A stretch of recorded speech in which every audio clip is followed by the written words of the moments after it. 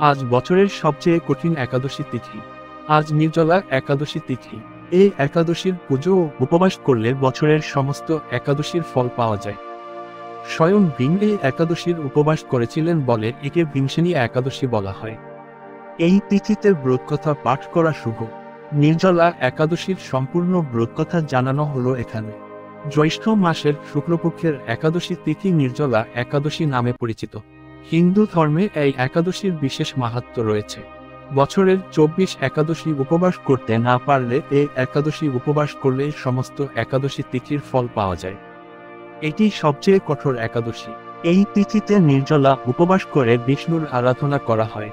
এদিন বিষ্ণু পুজোর সময় নির্জলা একাদশী ব্রতকথা পাঠ করা আবশ্যক।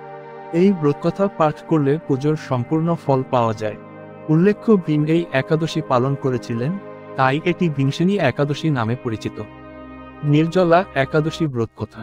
ভীম বলেন যে, পিতামহ, ভ্রাতা যুধিষ্ঠির, মাতা কুন্তী, দ্রৌপদী, অর্জুন, নকুল, সহদেব একাদশীতে ভোজন করেন না।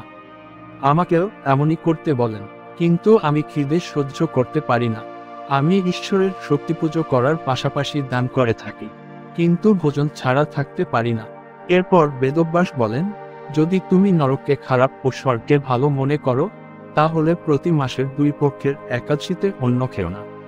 ভীমসেন বলেন যে, পিতামহ, আমি তো আগেই বলেছি যে খিদে সহ্য করতে পারি না।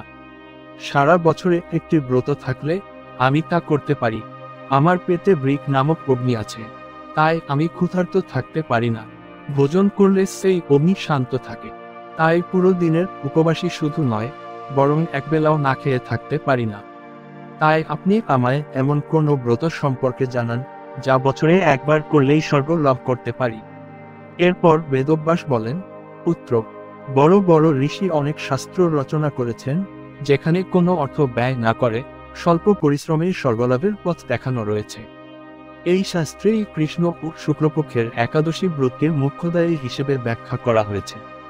বেদব্যাসের এই কথা শুনে ভীমসেন নরক যাওয়ার নাম শুনে ভীতসন্ত্রস্ত হয়ে যান।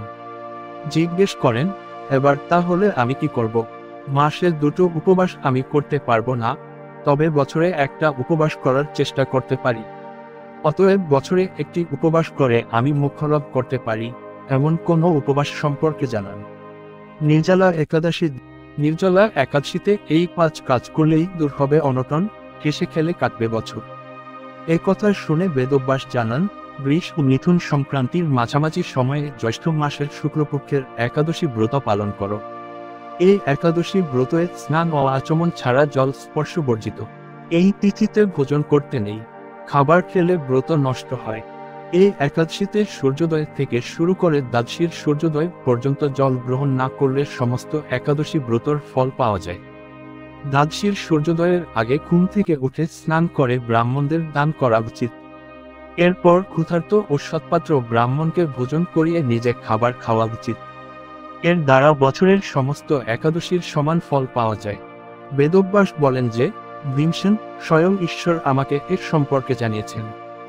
সমস্ত তীর্থ ও দানের চেয়ে বেশি এই একাদশীর পুণ্য। শুধুমাত্র একদিন নির্জলা থাকলে ব্যক্তি সমস্ত পাপ থেকে মুক্তি পায়। যে ব্যক্তি নির্জলার একাদশীর ব্রত পালন করে, তাকে যমদূত এসে ঘিরে ধরে না, বরং দেবতাদের পার্ষদ তাদের পুষ্পরথে করে স্বর্গলোকে নিয়ে যান। তাই জগৎ সংসারে নির্জলা একাদশী সবচেয়ে শ্রেষ্ঠ ব্রত। তাই শ্রদ্ধাভক্তি ভরে যত্ন সহকারে এই একাদশী ব্রত পালন করা উচিত। এই তিথিতে ওম নমঃ ভগবতে বাসুদেবায় মন্ত্র উচ্চারণ করা উচিত। দান করা শুভ। এভাবে বেদব্যাসের আজ্ঞানুযায়ী ভীমসেন ব্রত পালন করেন। তাই এই একাদশীকে ভীমসেনী বা পাণ্ডব একাদশী বলা হয়। নির্জলা উপবাস করার আগে ঈশ্বরের কাছে প্রার্থনা করুন, ঈশ্বর, আজ আমি নির্জলা উপবাস করব, পরের দিন ভোজন করব, আমি শ্রদ্ধাভক্তির সহ এই ব্রত পালন করব। অতএব আপনার কৃপায় আমার সমস্ত পাপ নষ্ট হয়ে যাক। এই তিথিতে জল ভরতি কলসি কাপড় দিয়ে ডেকে সোনা সহ দান করা উচিত। যে ব্যক্তি এই ব্রত পালন করে, তারা স্বর্ণ দানের সমান ফল লাভ করে। আবার যারা যজ্ঞ করেন, তাদের প্রাপ্ত ফলের বর্ণনা করা যায় না। এই একাদশী ব্রত করলে ব্যক্তি বিষ্ণু লোক লাভ করে। এ সময়ে যে ব্যক্তি দিনের বেলায় অন্ন খান, তারা চণ্ডালের সমান হন, অবশেষে তাদের নরক লাভ হয়। আবার মাদকাসক্ত, ব্রহ্মা হত্যার পাপে দুষ্ট, চোর গুরুর প্রতি বিদ্বেষ রয়েছে এমন ব্যক্তি নির্জলার একাদশী ব্রত পালন করলে তাদেরও স্বর্গ লাভ হয়। হে কুন্তী পুত্র, যে পুরুষ বা স্ত্রী শ্রদ্ধা সহ এই ব্রত পালন করেন তাদের প্রথমে দেব পুজো, তারপর গোদান, ব্রাহ্মণকে মিষ্টান্ন ও দক্ষিণা দান, জল ভরতি কলসির দান অবশ্যই করা উচিত। নির্জলা একাদশীতে অন্ন, বস্ত্র, জুতো দান করা শুভ। যে মনুষ্য শ্রদ্ধা ভক্তিভরে এই ব্রতকথা পাঠ বা শ্রবণ করে তারা অবশ্যই স্বর্গ লাভ করে থাকেন।